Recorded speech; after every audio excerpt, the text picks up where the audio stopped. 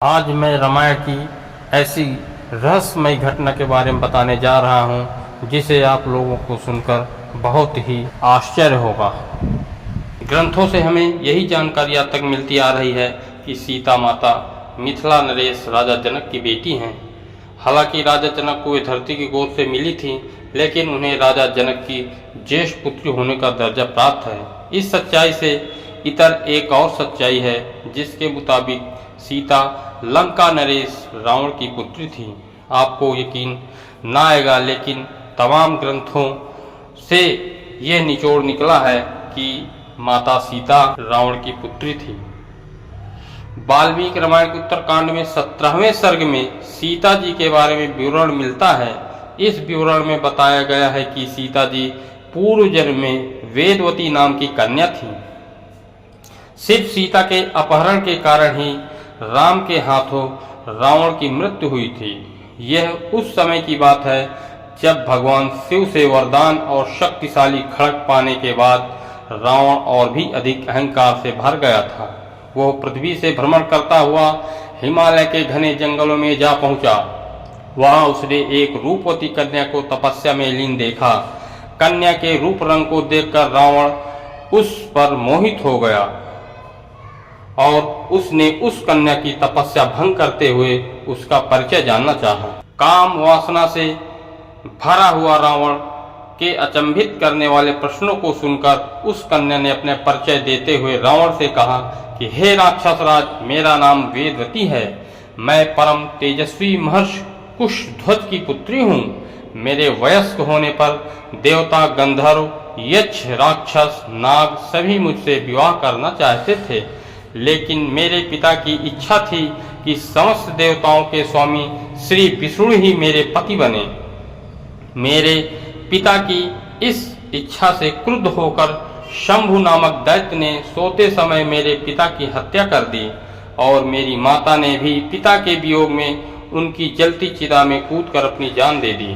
इसी वजह से यहाँ मैं अपने पिता की इच्छा को पूरा करने के लिए इस तपस्या को कर रही हूँ। इतना कहने के बाद उस सुंदरी ने रावण को यह भी कह दिया कि मैं अपने तप के बल पर आपकी गलत इच्छाओं को जान गई हूँ। इतना सुनते ही रावण क्रोध से भर गया और अपने दोनों हाथों से उस कन्या के बाल पकड़कर उसे अपनी ओर खींचने लगा।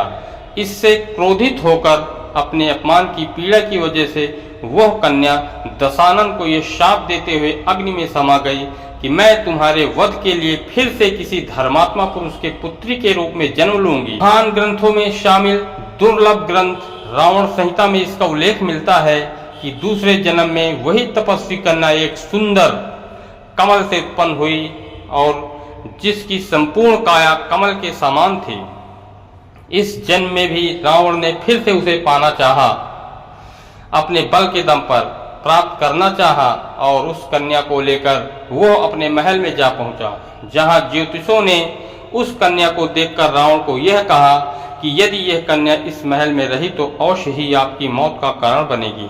यह सुनकर रावण ने उसे समुद्र में फेंकवा दिया। रावण के कथन से ज्ञात होता है कि सीता रावण की पुत्री थी। अद्भुत रामायण में उल्लेख है कि गृहस्मद नामक ब्राह्मण लक्ष्मी को पुत्री रूप में पाने की कामना से प्रतिदिन एक कलश में कुश के अग्रभाग से मंत्र उच्चारण के साथ दूध की बूंदें डालता था। एक दिन जब ब्राह्मण कहीं बाहर गया था, तब रावण इनकी कुटिया में आया और यहाँ मौजूद ऋषियों को मारकर उनका रक्त कलश में भर लिया। यह कलश लाकर रावण ने मंदोदरी को सौंप दिया। रावण ने कहा कि यह तेज विष है, इसे छुपा कर रख दो। मंदोदरी रावण की उपेक्षा से दुखी थी। एक दिन जब रावण बाहर गया था, तब मौका देखकर मंदोदरी ने कलश में रखा रक्त पी लिया। इसके पीने से मंदोदरी गर्भवती हो गई। लोकलाज के डर से मंदोदरी अपनी पुत्री को कलश में रखकर उस स्थान पर छुपा गई जहां से जनक ने उसे प्राप्त किया। रामायण के अनुसार रावण ने कभी सीता को पाने का प्रयत्न नहीं किया। मानस में तुलसीदास जी ने स्पष्ट किया है कि धनुष यज्ञ में वो उपस्थित था, पर उसने धनुष को हाथ नहीं लगाया। दोनों ही महाकाव्यों में वो सीता के समीप अकेले नहीं, अपनी रानियों के साथ जाता था। यह उल्लेख भी है कि रावण ने सीता को इस प्रकार रखा जैसे पुत्र अपने माता को रखता है। इस उल्लेख से रावण की भावना ध्वनित है। वाल्मीकि रामायण के सुंदर कांड में वर्णित है कि रात्रि के पिछले प्रहर में 6 अंगों सहित वेदों के विद्वान और श्रेष्ठ यज्ञों को करने वालों के कंठों की वेद पाठ ध्वनि गूंजने लगती थी, जिससे लंका के वातावरण का आभास मिलता था। दोस्तों, ये कहानी कैसे लगी प्लीज़ कमेंट करके हमें ज़रूर बताएं, और ऐसे ही कहानियों के लिए, ऐसी ही रहस्यमय जानकारियों के लिए प्लीज़ हमारे चैनल को लाइक और सब्सक्राइब जरूर करें। धन्यवाद।